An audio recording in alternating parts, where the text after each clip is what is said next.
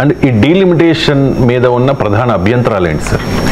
అంటే ఈ డీలిమిటేషన్ పైన ప్రధాన అభ్యంతరం ఏంటంటే జనాభా ఆధారంగా సీట్ల సంఖ్య మారుతూ ఉంటుంది కనుక జనాభాను తగ్గించిన రాష్ట్రాలేమో సీట్లు తగ్గుతాయి, జనాభా తగ్గించని రాష్ట్రాలేమో లాభపడతాయి. సో అందువల్ల ఈ ప్రక్రియలో ఉండే ఛాలెంజ్ అది.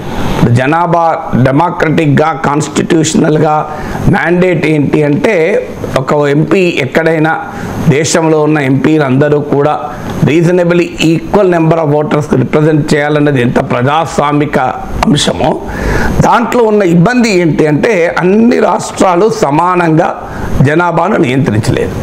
ఎప్పుడైతే జనాభా దామాషాలు అంటే ప్రపోర్షనేట్ టు ద పాపులేషన్ సీట్ల సంఖ్య నిర్ణయించబడుతుంది కనుక, అలాగే గతంలో 52, 63, 73, 1952, 63, 73లో అంతకుముందు జరిగిన జనాభా లెక్కల ఆధారంగా సీట్ల సంఖ్య మారుతూ వచ్చింది. ఉదాహరణకు తమిళనాడులో అంతకుముందు డీలిమిటేషన్లో ఒక సీట్ తగ్గింది కూడా.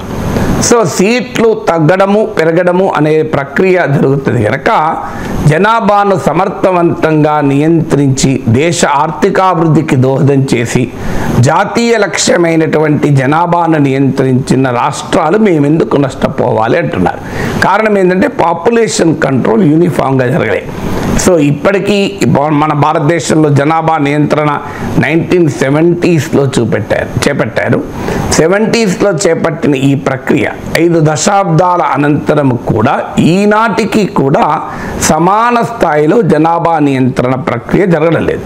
ముఖ్యంగా సౌత్ ఇండియన్ స్టేట్స్ సమర్థవంతంగా జనాభా నియంత్రిస్తే హిందీ రాష్ట్రాలు, ముఖ్యంగా బీమారు రాష్ట్రాలు అంటారు, BIMARU, బీహార్, మధ్యప్రదేశ్, రాజస్థాన్, ఉత్తరప్రదేశ్, ఈ రాష్ట్రాలు జనాభా నియంత్రణలో వెనుకబడ్డాయి.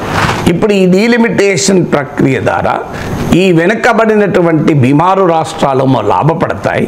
సమర్థవంతంగా జనాభాను నియంత్రించి ఆర్థిక వృద్ధికి దోహదము చేసి ఇలా దేశ GDPకి కంట్రిబ్యూట్ చేస్తున్న సౌత్ ఇండియన్ స్టేట్స్ ఏమో నష్టపోతాయి. ఇప్పుడు ఉదాహరణకు మీకు టోటల్ ఫెర్టిలిటీ రేట్ అంటే జనాభా ఎంత మేరకు నియంత్రించబడింది అన్న దానికి ఒక కొలబద్ద ఏంటంటే సంపూర్ణ సంతాన సాఫల్య రేట్, టోటల్ ఫెర్టిలిటీ రేట్ అంటారు.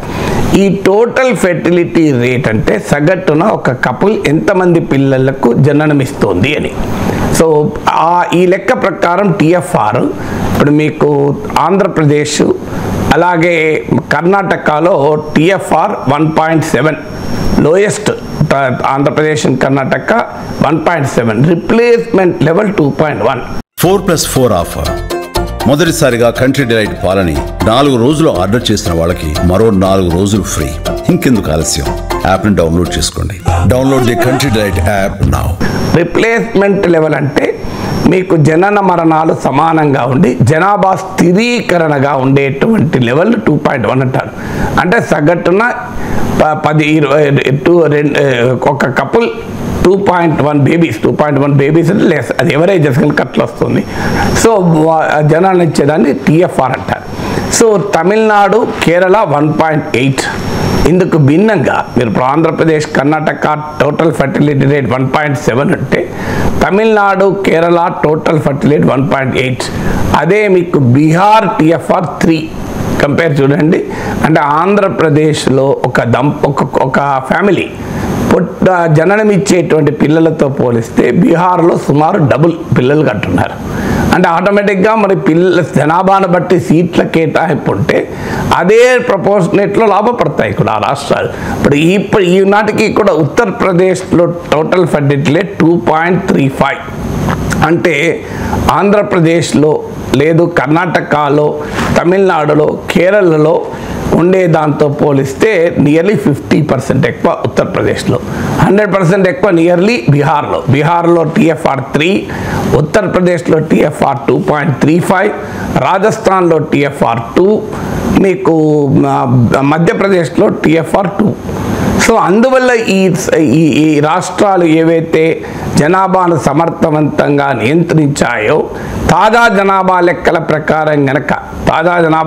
ప్రకారం గనక మీరు లోక్సభ సీట్లను కేటాయిస్తే మా రాజకీయ ప్రాధాన్యత తగ్గుతుంది, పార్లమెంట్లో మా రిప్రజెంటేషన్ తగ్గుతుంది, అంటే షేర్ ఆఫ్ పొలిటికల్ పవర్ తగ్గుతుంది. ఇప్పటికే సౌత్ ఇండియాకు మీకు దేశ రాజకీయాల్లో హిందీ రాష్ట్రాలతో పోలిస్తే ఆ స్థానం లేదు. ఇప్పుడు డీలిమిటేషన్ ప్రక్రియ వల్ల మేము చేయని నేరానికి, అది కూడా కాక దేశ అభివృద్ధికి దోహదం చేసినందుకు మమ్మల్ని ఎందుకు శిక్షిస్తారు అనేది ఈ జనాభాను సమర్థవంతంగా నియంత్రించిన రాష్ట్రాల నుంచి వస్తున్నటువంటి ప్రశ్న.